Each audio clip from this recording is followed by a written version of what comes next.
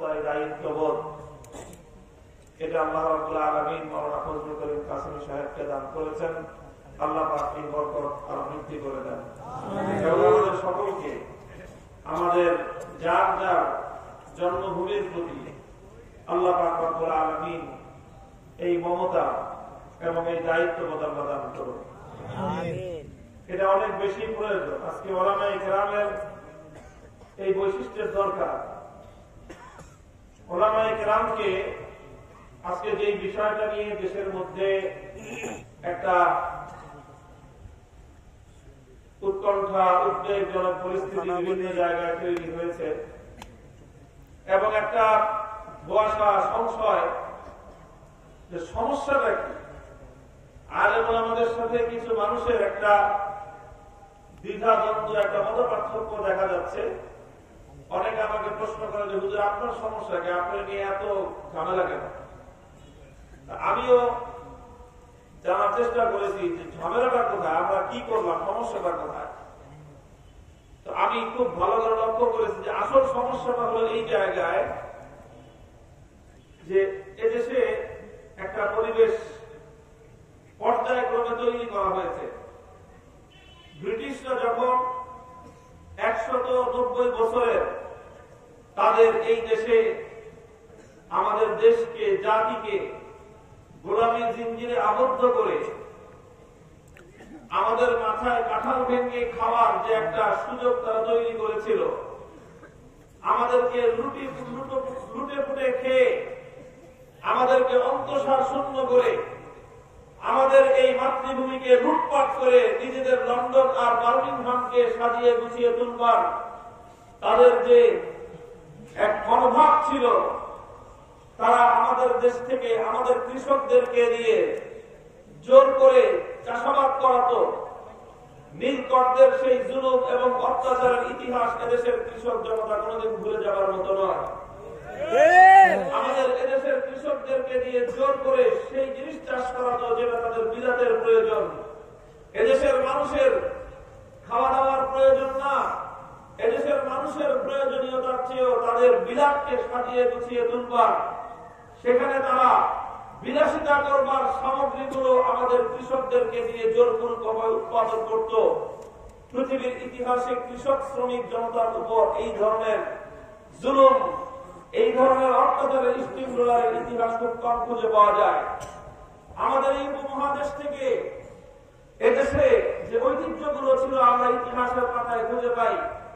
এই বাংলাদেশের তাঁতের যে শাড়ি, তাঁতের কাপড় বুনন করা হতো, মুসলিম শাড়ি, সেই মুসলিম শাড়ি এবং সেই ধরনের কাপড়ের যারা কারিগর ছিল তাদেরকে দেউলিয়া করে আমাদের এদেশ থেকে সম্পদ লুণ্ঠন করে আমাদের দেশের তাজমহল থেকে মূল্যবান হীরা জহরত মণিমুক্তাগুলো তারা এখান থেকে একটা একটা করে বলবো চুরি করে তারা তাদের দেশে রপ্তানি করেছে, তাদের দেশে সঞ্চিত করেছে। এইভাবে 190 বছর পর্যন্ত আমাদেরকে শোষণ করেছে, আমাদের দেশ থেকে সম্পদ লুণ্ঠন করেছে, আমাদের দেশ থেকে সম্পদ তাদের দেশে পাচার করেছে। আমাদেরকে একটা কলোনি বানিয়েছিল, আমাদেরকে কলোনি বানিয়েছিল, আর আমাদের রক্তের উপর দিয়ে তারা তাদের রাজত্ব, তাদের ভোগ বিলাসিতা, তাদের আরাম আয়েশের সিংহাসন তারা প্রতিষ্ঠিত করেছিল। 190 বছর তাদের এই রাজত্ব চলেছে। সেই ব্রিটিশদের বিরুদ্ধে, তাদের এই শোষণের বিরুদ্ধে, তাদের এই অত্যাচারের বিরুদ্ধে মাতৃভূমিকে মুক্ত করার জন্য, দেশের মানুষের আল্লাহ প্রদত্ত অধিকার ফিরিয়ে আনবার জন্য সর্বপ্রথম এবং সর্বপ্রধান যে শ্রেণীটি বুক টান করে, সিনা টান করে ব্রিটিশের মতো অপ্রতিরোধ ক্ষমতার মুখে, অপ্রতিরোধ রাষ্ট্রীয় শক্তির মুখে বুক টান করে দাঁড়িয়ে গিয়েছিল, সেই শ্রেণীর নাম হল আলেম সমাজ। ইতিহাস বলে 1757 সালে যখন তারা এদেশে আনুষ্ঠানিকভাবে তাদের রাজত্বের গোড়াপত্তন করে, এরপরে সর্বপ্রথম সেই ব্রিটিশ ভারতের মধ্যে ব্রিটিশ শাসনের বিরুদ্ধে যিনি সাহস করে, হিম্মত করে মুখ খুলেছিলেন, প্রতিবাদ করেছিলেন কোন রাজনৈতিক নেতা নয়, কোন রাজনৈতিক নেতা নয়, তিনি ছিলেন তৎকালীন সময়ে ভারতবর্ষের সবচেয়ে বড় আলেমে দ্বীন, সবচেয়ে বড় হাদিস বিশারদ শাহ আব্দুল আজিজ মুহাদ্দিস দেহলভী রাহমাতুল্লাহ আলাইহি। তিনি একটি ফতোয়া দিয়েছিলেন যেটা ইতিহাসের পাতায় বিপ্লবী ফতোয়ার মর্যাদা গ্রহণ করে আছে। সেই ফতোয়ার মধ্য দিয়ে তিনি ঘোষণা করেছিলেন ভারতবর্ষ দারুল হারব, এটা শত্রু কবলিত দেশ, এদেশের যারা শাসক তারা দেশের দুশ্মন, যারা এদেশের শাসক তারা এদেশের মানুষের দুশ্মন। ব্রিটিশের শাসনের অধীনে থেকে শাসক বর্গকে রাষ্ট্র এবং জনগণের দুশ্মন বলে আখ্যায়িত করে ঐতিহাসিক ফতোয়া জারি করে তিনি ঘোষণা করেছিলেন, সুতরাং এই অত্যাচারী জালিম শাসকদের কবল থেকে মাতৃভূমিকে মুক্ত করবার জন্য স্বাধীনতার সংগ্রাম করা মুসলমানদের জন্য ফরজ। এই ছিল একটি ফতোয়া। এই ফতোয়া একটা বন্যী শিকার মতো ছড়িয়ে পড়েছিল, দাবানলের মতো লেলিহান শিখায় দাও দাও করে চলেছিল। আর সেই ফতোয়ার লেলিহান শিখায় ছড়িয়ে পড়েছিল 1831 সালের বালাকোটের রণাঙ্গনে। সেই ফতোয়াই বন্যী শিকার মতো জ্বলে উঠেছিল 1857 সালের সাবেলির রণাঙ্গনের সিপাহী বিদ্রোহের সময়। সেই ফতোয়ার সূত্র ধরেই 1916 থেকে 20 সালে তাহরিকে রেশমি রুমাল পরিচালিত হয়েছিল। রক্ত দিয়েছিলেন শাইখুল হিন্দ মাহমুদ হাসান দেওবন্দি, কারান্তরীণ হয়েছিলেন মালদার আন্দামান দ্বীপে হোসেন আহমদ মাদানী। আর তারই সূত্র ধরে 1927 সালে যখন তরকে মুআলাত আর অসহযোগ আন্দোলনের আরেকটা ফতোয়া জারি করেছিলেন শাইখুল হিন্দ রহমাতুল্লাহ আলাইহি, তারই সূত্র ধরে 1947 সালে ব্রিটিশের ক্ষমতার পতন ঘটেছিল আর গোটা ভারতবর্ষ জুড়ে স্বাধীনতার নাম সূর্য উদিত হয়েছিল।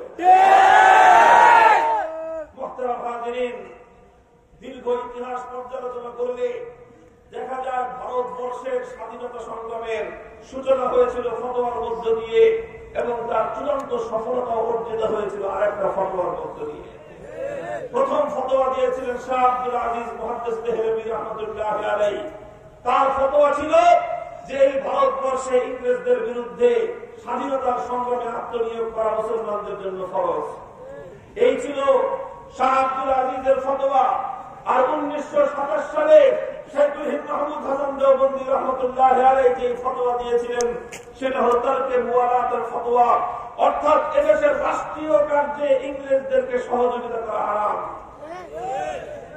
রাষ্ট্রীয় কার্য পরিচালনায় ইংরেজদেরকে সহযোগিতা করা হারাম, এটা ছিল শাইখুল হিন্দের ফতোয়া।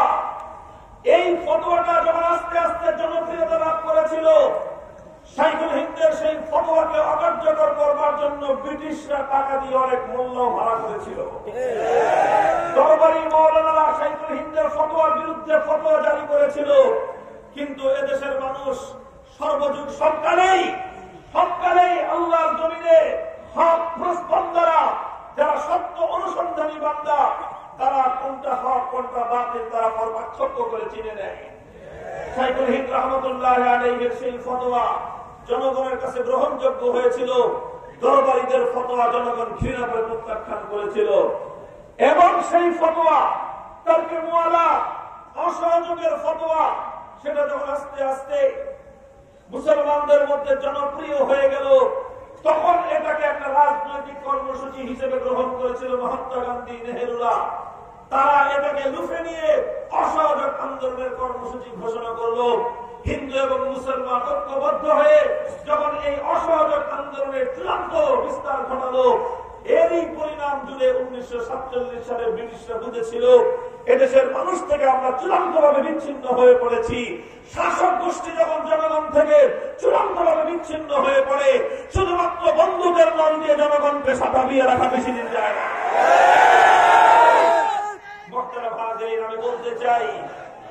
আমি বলতে চাই এই দেশের ইংরেজ বিরোধী স্বাধীনতার সংগ্রামের 190 বছরের ইতিহাসের মধ্যে ফতোয়ার একটা বিশাল ভূমিকা ছিল। ফতোয়ার মধ্য দিয়ে শুরু হয়েছিল স্বাধীনতার সংগ্রাম, ফতোয়ার মধ্য দিয়ে বিদায় ঘণ্টা বেজেছিল জালিম ব্রিটিশ শাসন আমলে। আর এই গোটা স্বাধীনতা সংগ্রামে কোন একক শ্রেণীর যদি বিশেষ ভূমিকার কথা স্মরণ করতে হয়, সেই শ্রেণী রাজনীতিবিদ নয়, সেই শ্রেণী সমাজের অন্য কোনো পেশার লোক নয়, বরং যারা ব্রিটিশদের বিরুদ্ধে অক্লান্ত পরিশ্রম এবং স্বাধীনতার সংগ্রামের মধ্য দিয়ে শাহাদাতের রক্তের বর্ণনা পেশ করেছেন, ফাঁসি কাষ্ঠে ঝুলেছেন, জ্বলন্ত আগ্নেয়গিরিতে নিক্ষিপ্ত হয়ে জ্বলে পুড়ে সরকার হয়েছেন, যাদের মায়েরা সন্তান হারা হয়েছে, যাদের স্ত্রীরা বিধবা হয়েছে, যাদের সন্তানরা ইতিম হয়েছে, সেই সংগ্রামী পেশাজীবী, সেই সংগ্রামী শ্রেণীর নাম হল আলেম সমাজ।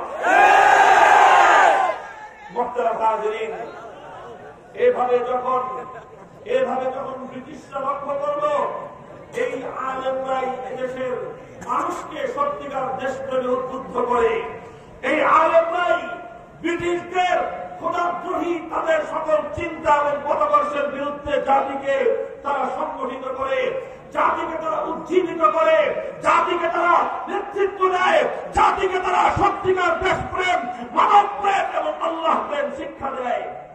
এই বিষয়গুলো ব্রিটিশরা যখন হারে হারে টের পেয়েছিল, তখন তাদের সেই থেকে তাদের একটা পরিকল্পনা ছিল কিভাবে এদেশের মানুষকে আলেম সমাজ থেকে দূরে সরানো যায়, মানুষের মনের মধ্যে আলেম সমাজের ব্যাপারে একটা ভুল ধারণা, হেয় মনোভাব তৈরি করা যায়, মানুষ যেন আলেমদেরকে তারা যেন হেয় নজরে দেখে, তুচ্ছ-তাচ্ছিল্য করে, এরকম একটা সামাজিক, অর্থনৈতিক, শিক্ষানীতি এবং শাসন কাঠামো তারা এমন ভাবে তৈরি করেছে যে আস্তে আস্তে আস্তে আস্তে আলেম সমাজের সেই প্রভাব জাতির মাঝ থেকে বিলুপ্ত প্রায় হয়ে এসেছে।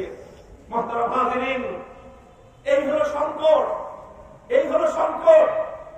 আলেমরা এখন এমন একটা পর্যায়ে দেশের মধ্যে উপনীত করা হয়েছে যে এদেশে আলেমদেরকে মনে করা হয় তারা ভাড়াটিয়া।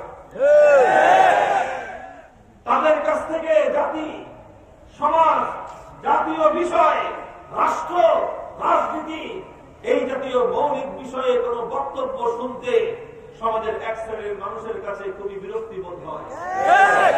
তারা আলেমদের কাছ থেকে শুনতে চায় কি বিবাহের খুতবা, তারা আলেমদের কাছ থেকে শুনতে চায় কি মিলাদ শরীফের শুধুমাত্র করুণার সুর, তারা আলেমদের কাছ থেকে শুধু শুনতে চায় নামাজের সুললিত কণ্ঠের কোরআনের তেলাওয়াত, তারা আলেমদের কাছ থেকে শুনতে চায় নামাজের পরে শুধুমাত্র কান্নাকাটি করা মুনাজাতের আওয়াজ, তারা আলেমদের কাছ থেকে শুধু শুনতে চায় পিতার মৃত্যুবার্ষিকীতে কোরআন শরীফের সবিনার খতম, তারা আলেমদের কাছ থেকে শুধুমাত্র শুনতে চায় তাদের বিভিন্ন সময়ের দরবার সাজাবে আর সেই দরবারে শুধু ওলামায়ে কেরাম গিয়ে কোরআন তেলাওয়াত করে আর মুনাজাতের মাধ্যমে ওলামায়ে কেরাম বিদায় নেবে। আলেমদের কাছ থেকে এই সমস্ত কথাগুলো শুনতে আজকে একটা শ্রেণীর মানুষ অভ্যস্ত হয়েছে এবং গোটা জাতিকে তারা সেই অভ্যাসে অভ্যস্ত করতে চায়। এই জায়গাটায় বাংলা বাজাই আমরা, এখানে আমার আপত্তি। আমি কথাই বলতে চাই যে না, যে আলেম কোরআনে পাক থেকে নামাজের মধ্যে তেলাওয়াত করবে, যে আলেম সংসদ অধিবেশনের শুরুতে কোরআন থেকে তেলাওয়াত করবে, যখন সেই সংসদে আল্লাহর কোরআনের বিরুদ্ধে কোন আইন তৈরি করা হবে, তখন আলেমের কণ্ঠে বিপ্লবী আওয়াজ উচ্চারিত হবে।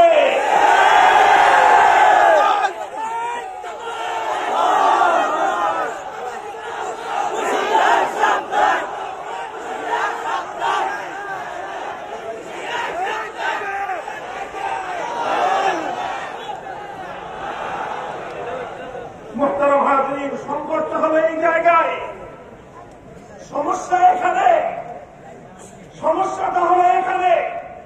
আমরা কথাই বলতে চাই, আমাদেরকে দিয়ে শুধুমাত্র তোমরা কোরআন খতম করে আর কোরআনের তেলাওয়াত করে সাদাকাল্লাহুল আযীম বলে আমাদেরকে বিদায় দিয়ে দিবা, আর তারপরে সংসদ অধিবেশনে বসে যে আয়াত তেলাওয়াত করা হলো, যেখানে বলা হলো যে ফাযানু বিহারবিন মিনাল্লাহি ওয়া রাসূলিহি ওয়া ইন তুবতুম ফালাকুম রুউসু আমওয়ালিকুম লা তাযলিমুনা ওয়া লা তুযলামুন, যেখানে কারি সাহেব কোরআনের তেলাওয়াত করবে, ইয়া আইয়ুহাল্লাযীনা আমানু তাকুল্লাহা ওয়া যারু মা বাকিয়া মিনার রিবা ইন কুনতুম মুমিনিন, কোরআনের আয়াত তেলাওয়াত হবে, হে ঈমানদার, তোমরা যদি ঈমানদার হয়ে থাকো, তোমাদের অন্তরের মধ্যে যদি আল্লাহর ভয় থেকে থাকে, তাহলে তোমরা সুদকে পরিহার করো, আর যদি সুদ পরিহার না করো তাহলে আল্লাহ এবং তার রাসূলের সঙ্গে যুদ্ধের ঘোষণা শুনে নাও। ওনারা চান আমরা শুধু কোরআনের এই আয়াত তেলাওয়াত করে বিদায় নেই, আর আমাদেরকে দিয়ে কোরআনের আয়াত তেলাওয়াত করানোর পর ওনারা ওই সংসদে বসে যখন আইন তৈরি করবেন সেই আইনটা হবে আল্লাহর কোরআনের বিরুদ্ধে, আল্লাহর সঙ্গে যুদ্ধ করার, সেই সুদী ব্যবস্থা পাশ করার এবং সেই সুদী অর্থ ব্যবস্থা জাতির উপর চাপিয়ে দেওয়ার এই ভয়ঙ্কর প্রকল্প তারা গ্রহণ করবে। সেখানে যেন আলেমরা মন্তব্য করতে না পারে। মুহতারাম হাজিরিন, সমস্যাটা হলো এই জায়গায় আমরা মনে করি যে না, আমরা যেভাবে আল্লাহর কোরআনের তেলাওয়াত করব সংসদ অধিবেশনের শুরুতে, সেই অধিবেশনে মুসলমানদের ভূমিতে আল্লাহর কোরআনের বিরুদ্ধে যখন অর্থনৈতিক কোন বিধান পাশ হবে, সে আইন যদি কোরআনের বিরুদ্ধে যায়, সে আইনের বিরুদ্ধে আমরা উন্মুক্ত কণ্ঠে কথা উচ্চারণ করব। আমাদের কণ্ঠ থেকে সেই কথাগুলো শুনতে জাতি অভ্যস্ত নয়।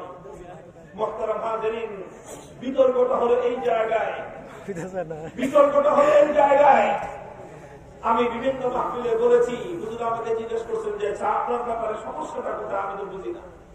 আপনি তো সরকারের বিরুদ্ধে খুব বেশি কিছু করেন না, তাও আপনার মুখে এত খেপছে কেন? আমি বলি আসলে সমস্যাটা, হুজুর কি বললাম, হুজুর সমস্যাটা হলো অন্য জায়গায়। সমস্যাটা হলো এই জায়গায় যে সমাজে এমন একটা পরিবেশ তৈরি করা হয়েছে জাতীয় এবং আন্তর্জাতিক ভাবে, সেটা হলো আলেমরা এদেশে তারা হলো একটা ভাড়াটিয়া শ্রেণী। তারা এখানে ভাড়াটিয়া হিসেবে থাকে। ভাড়াটিয়া যেরকম বাড়ির মালিককে সবসময় দোয়াজ করে চলতে হয়, বাড়ির মালিক বলে দিবে রাত 11টার মধ্যে বাড়িতে ঢুকতে হবে, আর 11টার পরে আসতে বাড়িতে ঢুকতে পারবে না। ভাড়াটিয়াকে 11টার মধ্যে ঢুকতে হয়, অথচ বাড়িওয়ালার ছেলে রাত 1টার সময় মদ খেয়ে ঢুকে কোনো আপত্তি নেই। কিন্তু ভাড়াটিয়া আপনি কোন ভালো কাজেও যদি গিয়ে আটকা পড়ে 11টার পরে বাড়িতে ঢুকতে দেরি হয়, তাহলে আপনাকে বাড়িতে ঢুকতে কত রকম নাকানি সুবানি খাওয়ানো হয়। ওনারা চায় আমরা এদেশে ভাড়াটিয়ার মতো থাকি, আমরা নমনম করি, আমাদের উচ্চ কণ্ঠে কোনো কথা উচ্চারণ না করি। এটা হলো সামগ্রিক ভাবে ওলামায়ে কেরামের কাছ থেকে প্রত্যাশা করা হচ্ছে। আমি সর্বপ্রথম আমার যুদ্ধ, আমার লড়াই, আমার সংগ্রাম, আমার মিশন হলো গোটা জাতির কাছে পয়গাম পৌঁছে দেওয়া যে আলেম সমাজ এদেশে ভাড়াটিয়া হিসেবে থাকবে না। প্রশ্ন হলো কেন আলেম সমাজ এদেশে ভাড়াটিয়া হিসেবে থাকবে না? প্রশ্নের তথ্যহীন জবাব হলো এই মাটিকে মুক্ত আর স্বাধীন করবার জন্য রক্ত দিয়েছে আমার পূর্বপুরুষ।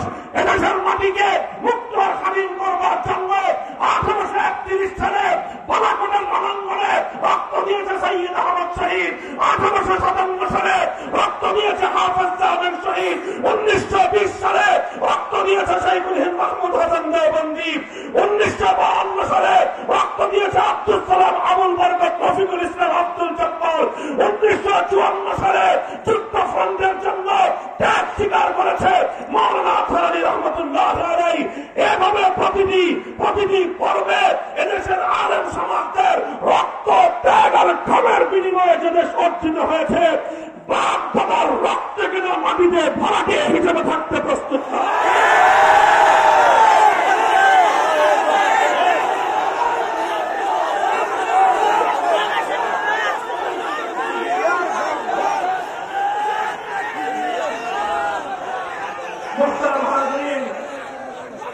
আমি ওলামায়ে কেরামকে কথাই বলতে চাই। দ্বিতীয় যে কথাটি বলে আমি আলোচনা দীর্ঘায়িত করবার সুযোগ পেয়ে রাত গভীর হয়েছে। আপনারা সেই দুপুর থেকে দেশের বরেণ্য ওলামায়ে কেরামের কাছ থেকে আলোচনা শুনেছেন। আমি দেশবাসীকে বলতে চাই, দেশের সকল শ্রেণী এবং পেশার মানুষকে বলতে চাই, আলেম সমাজকে যথাযথভাবে মূল্যায়ন করুন। আলেম মূল্যায়নের অর্থ এটা বুঝবেন না যে আমরা বলতে চাই যে আলেমদেরকে মসজিদের ইমাম হিসেবে বেতন বাড়ায় দেন। না, কওমি মাদ্রাসাগুলোতে সরকারি বরাদ্দ বৃদ্ধি করে দেন। না, আমরা সরকারি বরাদ্দও চাই না, সরকারি এমপিও ভুক্তিও চাই না।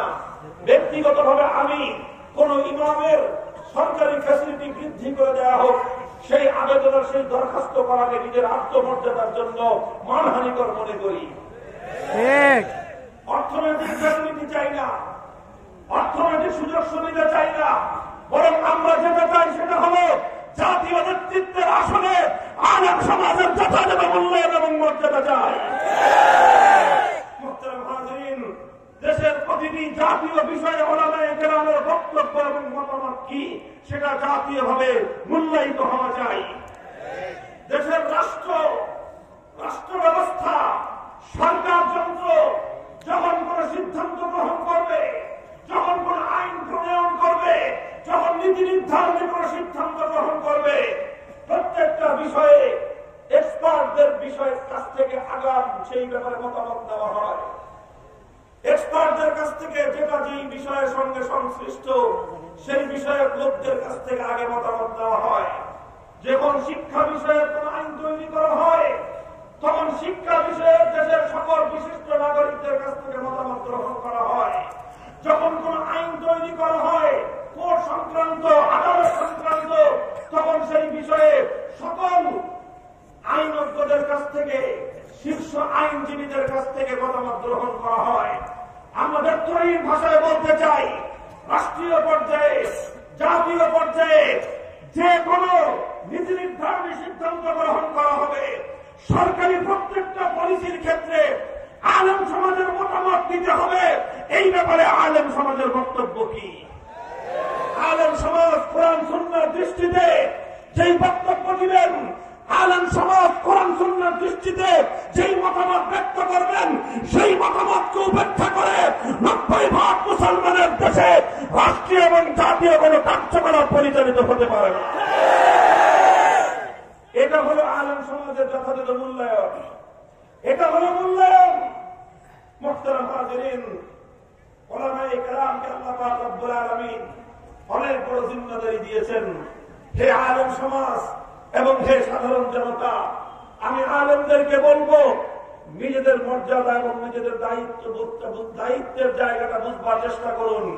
সাধারণ জনগণকেও বলবো, আপনারা উলামায়ে কেরামকে তাদের প্রাপ্য মর্যাদা এবং মূল্যায়নটা আপনারা করবেন।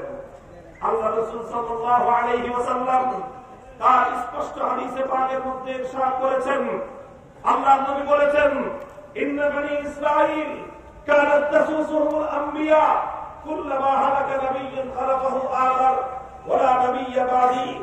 আমাদের পূর্বে, আখেরি নবী বলেন, আমার পূর্বে হাজার হাজার বছর পর্যন্ত দুনিয়াতে বিশ্ব মানব জাতির নেতৃত্ব দিয়েছেন আম্বিয়ায়ে কেরাম, আর আমি হলাম সর্বশেষ নবী, আমার পরে কোন নবী আসবে না।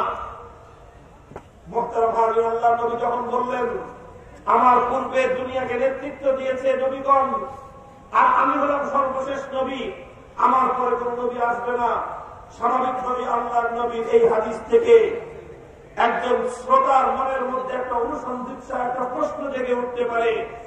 প্রশ্নটা হলো, হে নবী, আপনার পূর্বে দুনিয়াকে নেতৃত্ব দিত নবীগণ, আপনি বলতেছেন আপনি আখেরি নবী, আপনার পরে আর কোন নবী আসবে না, তাহলে প্রশ্ন হলো আপনার পরে আপনার উম্মতের নেতৃত্বের হাল ধরবে কে?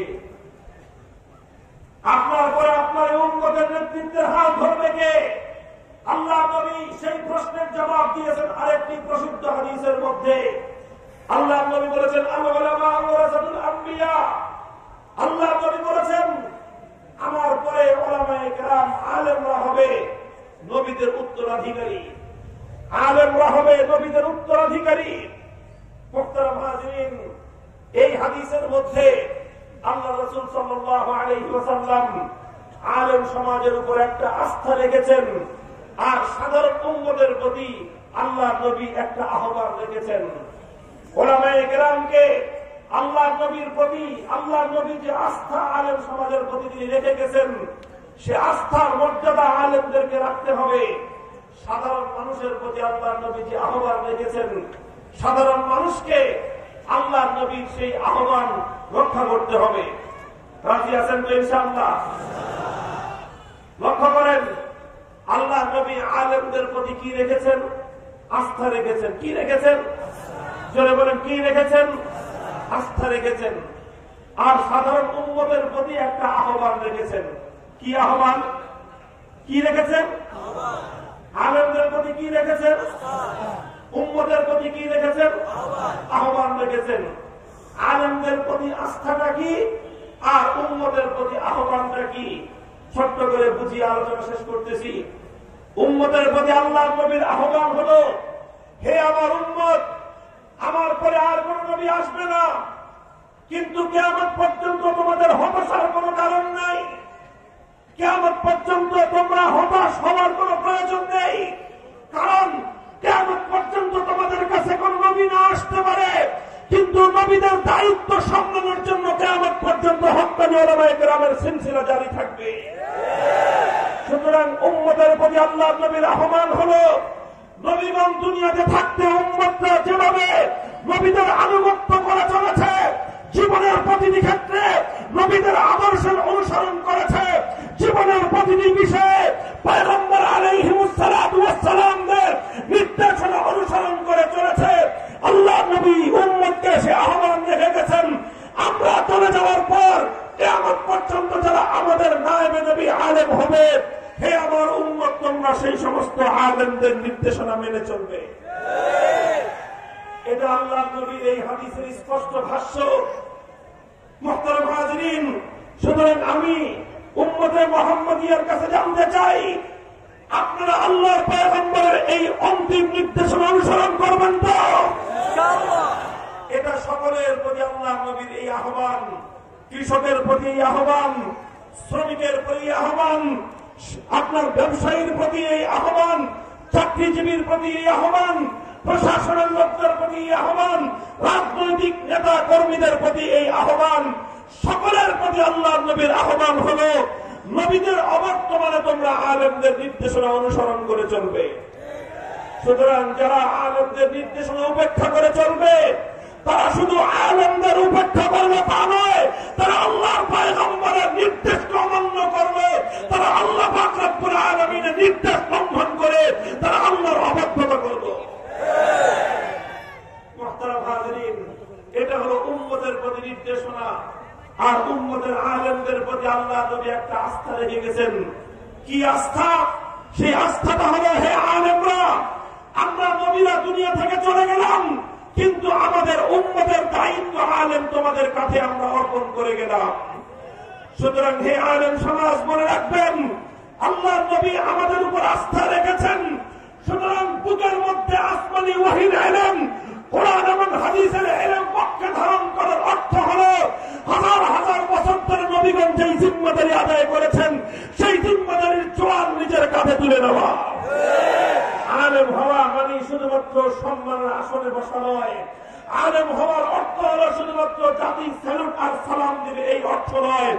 আলেম হওয়ার অর্থ এটা নয় যে জাতির সাধারণ মানুষরা শুধু আমাদেরকে হাদিয়া তোহফা দিবে, বরং আলেম হওয়ার অর্থ হলো গোটা উম্মত এবং গোটা বিশ্ববাসীর দায়িত্বের বোঝা নিজের কাঁধে তুলে নেওয়া।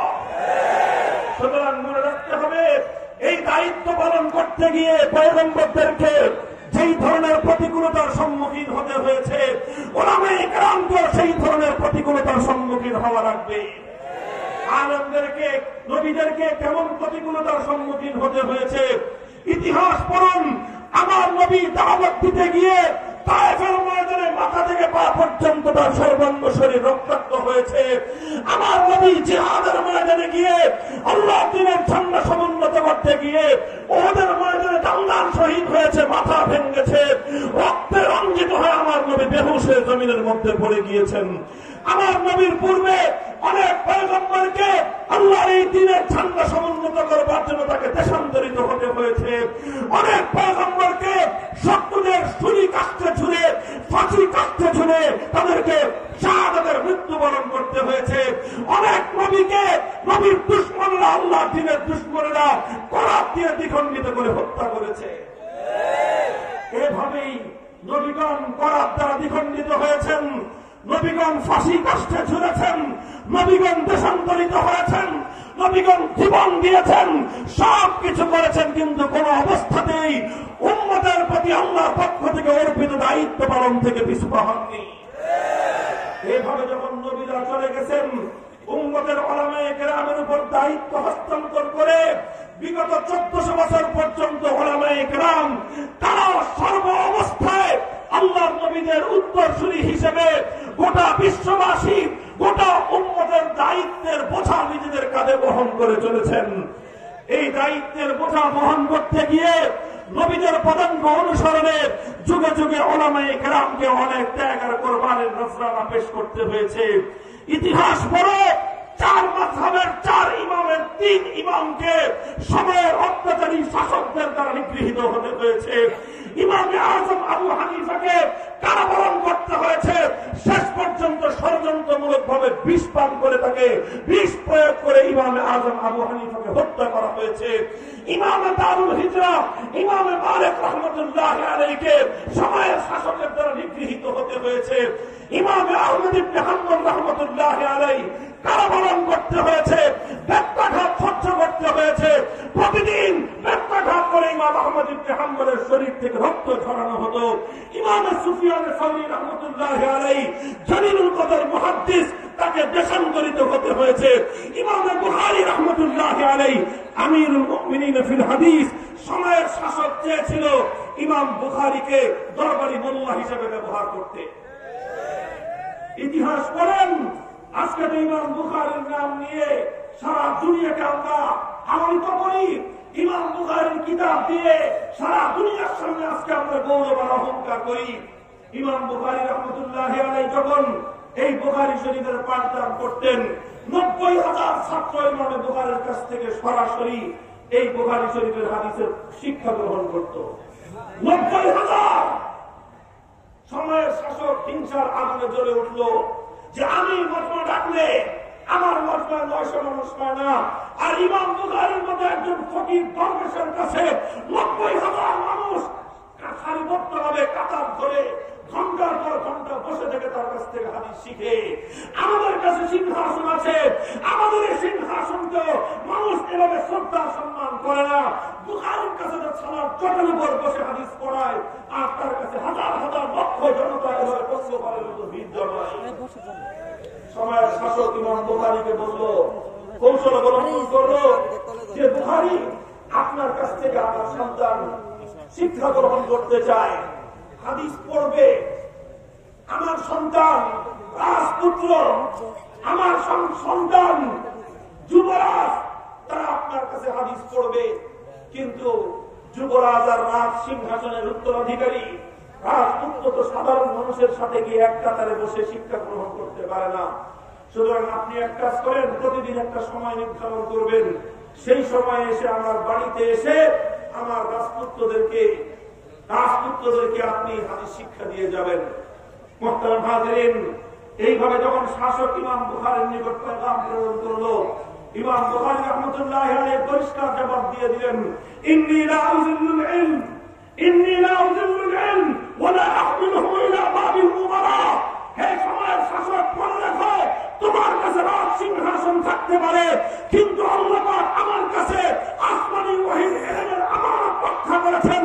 আমার এই আমানত তোমার রাজ সিংহাসনের চেয়ে লক্ষ কোটি গুণ বেশি মূল্যবান। আমার কাছে আসমানী যে ওহীর ইলম রয়েছে, আমি জীবন যেতে পারে এই ইলমের আমি অসম্মান হতে দেব না, আমি ইলমের অসম্মান হতে দেব না। তুমি কি মনে করেছো ওয়ালা আহমিলুহু ইলা বাবিল উমারা? তুমি মনে করেছো আমাকে লক্ষ টাকা দিলে আমি তোমার রাজ দরবারে গিয়ে দরবারি মোল্লা হিসেবে তোমার সন্তানকে পড়াবো না? তোমার সন্তানকে যদি আমার কাছ থেকে হাদিস পড়তে হয়, ফকিরের দেশে এসে আমার সামনে হাঁটু গেড়ে ছাত্র হিসেবে বসেই পড়তে হবে। 90,000 মুসলিম জনতা যেভাবে আমার কাছ থেকে হাদিস পড়ে, তুমি রাজপুত্র হতে পারে তোমার সন্তান, শিক্ষার জন্য ভিন্ন কোনো রাস্তা ইমাম বুখারীর কাছে না।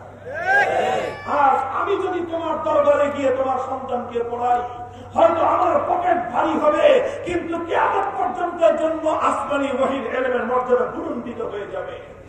আমি ইমাম বুখারী, যাকে আল্লাহ পাক রব্বুল আলামিন সময়ের আলেম বানিয়েছেন, সময়ের হাদিসের আমিরুল মুমিনিন আর মুকুটহীন সম্রাট বানিয়েছেন, আমি আমার একা ব্যক্তিগত স্বার্থের জন্য কিয়ামত পর্যন্ত আনেওয়ালা উম্মতের উলামায়ে কেরামের চির উন্নত শির ধুলোয় মিশিয়ে দিতে আমি পারি না। আমি তোমার দরবারে যাব না, আমি তোমার দরবারে গিয়ে তোমার সন্তানকে পড়াবো না। তোমার সন্তানকে যদি পড়তে হয়, শিক্ষকের দরবারে এসে হাঁটু গেড়ে বসে তাকে শিখতে হবে। মুহতারাম হাজিরিন, ইতিহাস বলে এই থেকে শুরু হলো ইমাম বুখারীর সাথে সময়ের শাসকের কনফ্লিকশন, শুরু হলো সংঘাত, শুরু হলো মর্যাদার লড়াই। বাদশা মনে করলে এটা আমার আত্মমর্যাদায় আঘাত করেছে। একটা মোল্লা মানুষ, তাকে বললাম আমার দরবারে এসে পড়াবেন, সেই মোল্লা এত বড় কথা আমার প্রত্যাখ্যান করে দিল। সে আমার বাড়িতে এসে রাজপুত্রকে পড়াতে সম্মত হল না। এতে আমার সম্মান এবং গৌরবের নাক কেটে গেল, আমার আত্ম অহংকার ধুলোয় মিশে গেল। সুতরাং বুখারী কিভাবে আমার দেশে থেকে সে মাদ্রাসা চালায় দেখে নিব, কিভাবে আমার দেশে থেকে মাদ্রাসা চালায় দেখে নিব। এই কথা মনে করে ইমাম বুখারীর উপর সে নানা রকম নিপীড়ন শুরু করলো, নানা রকম জ্বালাতন শুরু করলো, নানা রকম টর্চারিং শুরু করলো, নানা রকম হয়রানি শুরু করলো। হয়রানি করতে করতে করতে করতে এমন একটা পর্যায়ে উপনীত হলেন ইমামে বুখারী রাহমাতুল্লাহি আলাইহি একটা বিরক্ত হয়ে সমাজ ছেড়ে দিলেন, মাতৃভূমি ছেড়ে দিলেন, বুখারা ছেড়ে দিলেন, মাদ্রাসা বন্ধ করে দিলেন। মাদ্রাসা বন্ধ করে দিয়ে অজানার পথে রওনা করলেন। কোথাকার সেই অজ্ঞাত এক গ্রাম, বিবৃত পল্লীর একটি অঞ্চল খারতান নামক এক গ্রামে গিয়ে আল্লাহর কাছে দুহাত তুলে ইমাম বুখারী রাহমাতুল্লাহি আলাইহি ফরিয়াদের হাত উত্তোলন করলেন। আল্লাহুম্মা ইন্নাল আরদা কাদ দাকাত আলাইয়া বিমা রাহমাত ফাকবিজনি ইলাইক। ও আল্লাহ, তুমি বুখারীর সিনার মধ্যে তোমার নবীর চির উন্নত গৌরব এবং মর্যাদাপূর্ণ হাদিসের জ্ঞান তুমি আমার মধ্যে রেখেছো, কিন্তু এই পৃথিবীর জালিম শাসক সে আমার মর্যাদা দিতে সম্মত হয়নি। সে তোমার নবীর হাদিসের প্রতি যথাযথ মর্যাদা প্রদর্শন করছে না। সুতরাং আমি চাই, আমি আর পৃথিবীতে থাকতে চাই না, আমি তোমার দরবারে মেহমান হয়ে তোমার কাছে চলে যেতে চাই। যেদিন রাত্রে ইমাম বুখারী দোয়া করলেন, আল্লাহ পাক রব্বুল আলামিন ইমাম বুখারীকে জমিন থেকে তুলে নিলেন। ইমাম বুখারীর কবর হলো সেই খারতান নামক অখ্যাত গ্রামে। এতে ইমাম বুখারী বঞ্চিত হননি, বরং রাজত্ব বঞ্চিত হয়েছে। ইমাম বুখারী বঞ্চিত হননি, সিংহাসন বঞ্চিত হয়েছে। ইমাম বুখারী বঞ্চিত হননি, বরং বুখারা নগর বঞ্চিত হয়েছে।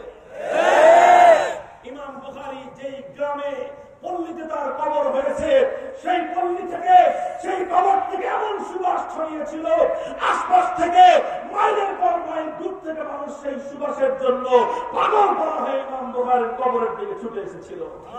মুহতারাম হাজিরিন, ইতিহাস এটাই বলে ইমাম বুখারী দেশ ছেড়েছিলেন, ইমাম বুখারী মাদ্রাসা ছেড়েছিলেন, কিন্তু আল্লাহর পক্ষ থেকে রক্ষিত ইলমে দ্বীনের আমানতকে কারো দরবারের সামনে নত করেন।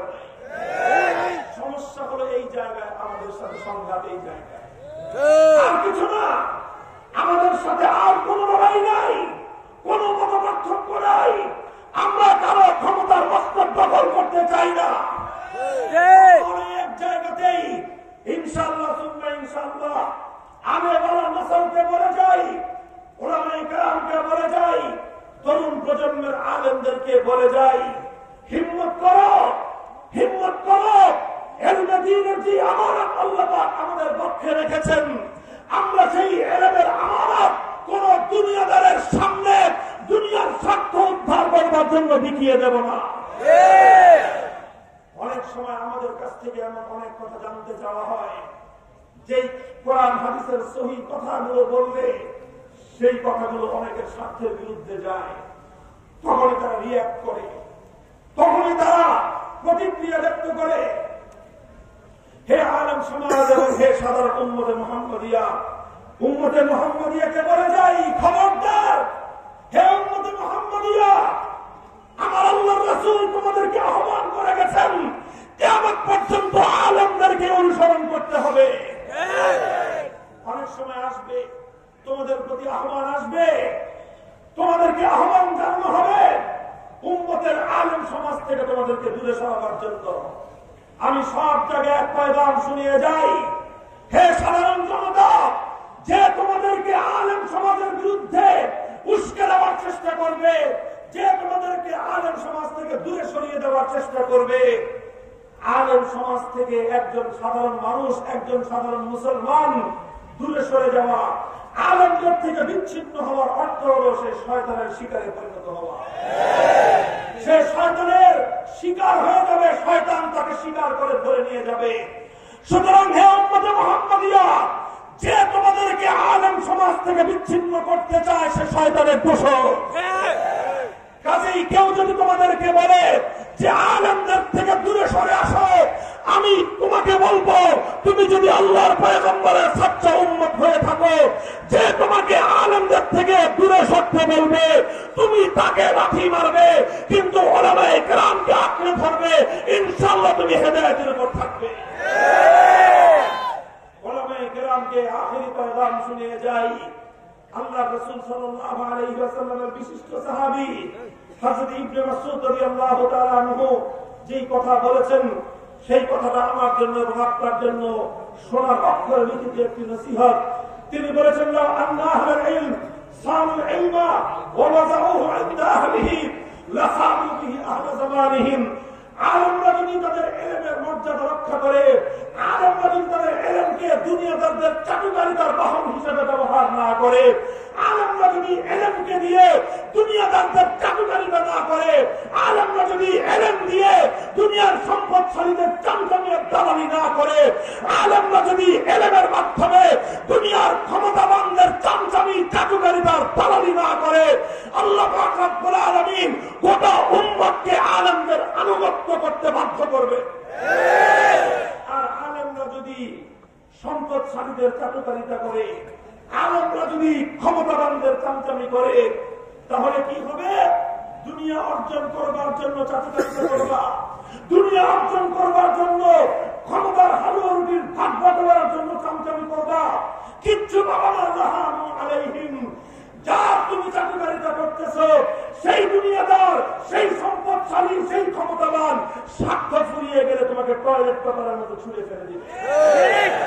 কাজেই হে দুনিয়ার উলামায়ে কেরাম, তাকিয়ে দেখো, তাকিয়ে দেখো, আজ তোমাদের এই জনপদে সেই সমস্ত দৃষ্টান্তগুলো চোখের সামনে ভেসে উঠবে। স্বার্থ ফুরিয়ে গেলে দুনিয়াদাররা, স্বার্থ ফুরিয়ে গেলে দুনিয়াদাররা আলেমদেরকে 2 পয়সার মূল্য দেয় না। স্বার্থ ফুরিয়ে গেলে দুনিয়াদারদের কাছে চাটুকারদের 1 পয়সার মূল্য থাকে না। মীর জাফর গাদ্দারি করেছিল জাতির সঙ্গে, মীর জাফর গাদ্দারি করেছিল দেশের সঙ্গে, মীর জাফর গাদ্দারি করেছিল স্বাধীনতার সাথে।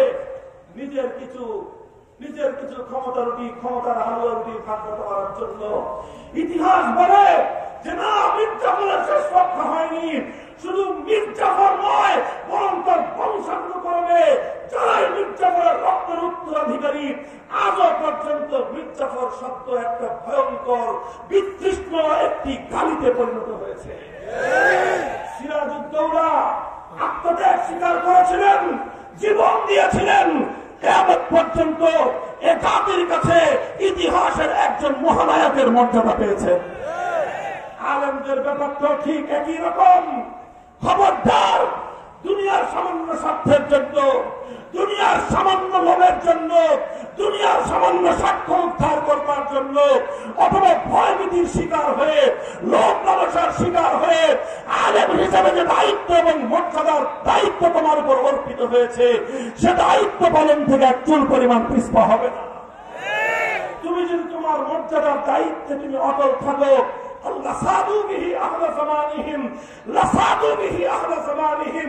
সময়ের নেতৃত্ব আল্লাহ পাক তোমার হাতে তুলে দিবে। নেতৃত্বের অর্থ রাজনৈতিক ক্ষমতা নয়, নেতৃত্বের অর্থ সিংহাসন নয়, নেতৃত্বের অর্থ হলেই তুমি হয়তো সালার চটের উপর বসে থাকবে, কিন্তু জনগণের উপর তোমার প্রভাব বঙ্গভবনের চেয়ে বেশি থাকবে। দেশের মানুষ, মুসলিম জনসাধারণ তোমার কথার আনুগত্য করবে দেশের রাষ্ট্রপতি এবং প্রধানমন্ত্রীর চেয়েও বেশি। এটা আমার কথা নয়, আমার উপর রাগ করে লাভ নেই, আমার উপর রাগ করে লাভ নেই। আলেমদেরকে বলছি যে আপনারা ইলমে দ্বীনের গৌরব রক্ষা করুন, ইলমে দ্বীনের মর্যাদা রক্ষা করুন। আল্লাহ পাক রব্বুল আলামিন আলেমদের মর্যাদা রক্ষার দায়িত্ব নিয়েছেন। আর আলেম সমাজ যদি চাটুকারিতার পথে চলে, লাহানু আলাইহিম, যাদের চাটুকারিতা আলেমরা করবে তাদের কাছে সর্বপ্রথম আলেমরা ধিক্কৃত হবে, ঘৃণিত হবে। কাজেই হে উম্মতের উলামায়ে কেরাম, তোমাদের সামনে দুটি পথ, একটি হলো গৌরবের পথ আর একটি হলো অসম্মানের আর অমর্যাদার পথ। গৌরবের পথ হলো আত্মত্যাগের পথ, গৌরবের পথ হলো তোমার আল্লাহর দ্বীনের পথে সহিভাবে চলবার পথ, গৌরবের পথ হলো অকপটে হক কথা বলবার পথ, গৌরবের পথ হলো কারো পছন্দ হোক বা না হোক কোরআনের কথা ইসলামের কথা তোমাকে জাতির সামনে যে কোনো মূল্যে তুলে ধরতে হবে। আর লাঞ্ছনার পথ কোনটা? লাঞ্ছনার পথ হলো তুমি কারো দ্বারা প্রভাবিত হয়ে, কারো দ্বারা লোভ লালসার শিকার হয়ে, অথবা কারো দ্বারা ভয়ভীতির শিকার হয়ে যখন তুমি কোরআন হাদিসকে সামনে রেখে ভুল কোনো কথা বলবা, কোন দুনিয়ার মাহলুককে খুশি করবার চেষ্টা করবা, কোন সম্পদশালীকে খুশি করবার চেষ্টা করবা, কোন ক্ষমতাশালীকে খুশি করবার জন্য আল্লাহর কোরআন অথবা নবীর সুন্নাহ থেকে ভুল কোন কথা তুমি জাতির সামনে উপহার দিবা, উপস্থাপন করবা, আল্লাহর কসম খেয়ে বলি 1400 বছর আগে আল্লাহর নবীর হাদিস থেকে ইবনে মাসউদ এই কথা প্রমাণ করেছেন, আহানু আলাইহিম, সর্বপ্রথম আল্লাহ পাক সেই আলেম নামক উলামায়ে সু নিকৃষ্ট আলেমদের আল্লাহ পাক অসম্মান ঘটাবেন, লাঞ্ছনা ঘটাবেন। আল্লাহ পাক আমাদেরকে হেফাজত করেন। আমার কথা এখানেই শেষ। বালুয়া গান্ধী মাদ্রাসা শামসুল উলুম শামসুল হক ফরিদপুর রহমতুল্লাহ আলাইহির সিদ্ধান্তই মাদ্রাসা, এই মাদ্রাসার 100 বর্ষের অবদানকে স্মরণ করি আমি উলামায়ে কেরাম এবং জাতির কাছে এই কথা বলে আমার কথা এখানে শেষ করতেছি। ইনশাআল্লাহ উলামায়ে কেরামের সাথে থাকবেন তো? আলেমরা যখন আপনাদেরকে ডাকবে আলেমদের ডাকে সাড়া দিবেন তো? উলামায়ে কেরামের বিপক্ষে অবস্থান নেই, সে যদি আপনার দল হয়, সে যদি আপনার নেতা হয়, সেই নেতা সেই দলকে ত্যাগ করবার মতো হিম্মত রাখেন তো? আল্লাহ পাক রব্বুল আলামিন তৌফিক দান করেন। ওয়া আখিরু দাওয়ানা আলহামদুলিল্লাহি রাব্বিল আলামিন। সুবহানাল্লাহি ওয়া বিহামদিহি সুবহানাল্লাহিল আযীম। اللهم صل على محمد النبي الأمي وعلى آله وسلم تسليما. ربنا آتنا في الدنيا حسنة وفي الآخرة حسنة وقنا عذاب النار. يا الله معبود رب العالمين পর্যন্ত এই মাহফিল উলামায়ে কেরামের কথাগুলো আলোচনা হলো। ইয়া আল্লাহ সহিহ কথাগুলো আমল করার তৌফিক দান ফরমান। ইয়া আল্লাহ উম্মতকে সমস্ত বিপদ মুসিবত থেকে হেফাজত করুন, সমস্ত গুমরাহি এবং বিচ্যুতির হাত থেকে এই উম্মতকে আল্লাহ আপনি হেফাজত ফরমান। আমিন। ইয়া আল্লাহ উম্মতের উলামায়ে কেরামকে সঠিকভাবে জাতির দায়িত্ব পালন করার তৌফিক দান করুন। ইয়া আল্লাহ মাহবুব রব্বুল আলামিন পয়গম্বর আলাইহিস সালাতু ওয়াস সালামদের রেখে যাওয়া আমানতের দায়িত্ব যথাযথভাবে পালন করার তৌফিক দান করুন। ইয়া আল্লাহ শাসক বর্গকে হিদায়াত দান করুন। ইয়া আল্লাহ সঠিক পথে দেশ এবং জাতি পরিচালনা করার তৌফিক দান করেন। ইয়া আল্লাহ সমস্ত ভুল ভ্রান্তি থেকে তাদেরকে আপনি হেফাজত করেন। উলামায়ে কেরামের পরামর্শ মেনে ইয়া আল্লাহ তাদেরকে দেশ এবং জাতি পরিচালনা করার তৌফিক দান ফরমান। ইয়া আল্লাহ এই বিশাল মাদ্রাসা শামসুল উলুম মাদ্রাসা 100 বর্ষী মাদ্রাসাকে আপনি কবুল ফরমান।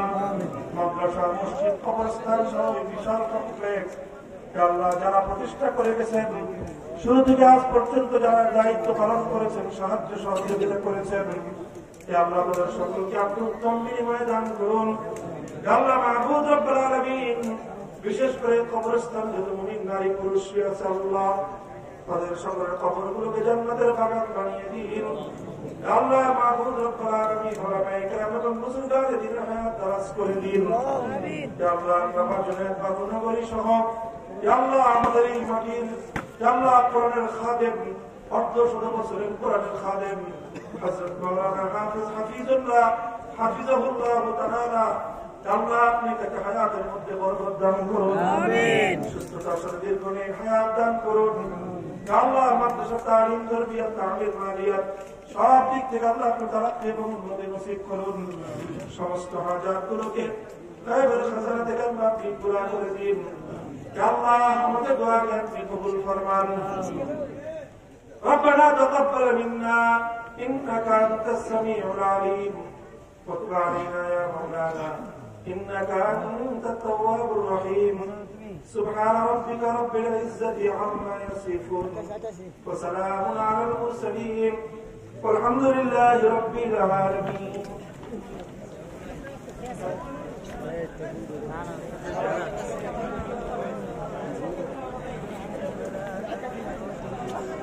না করো ইয়ে হইতে না হাজার হাজার লোক না বিরক্ত করবো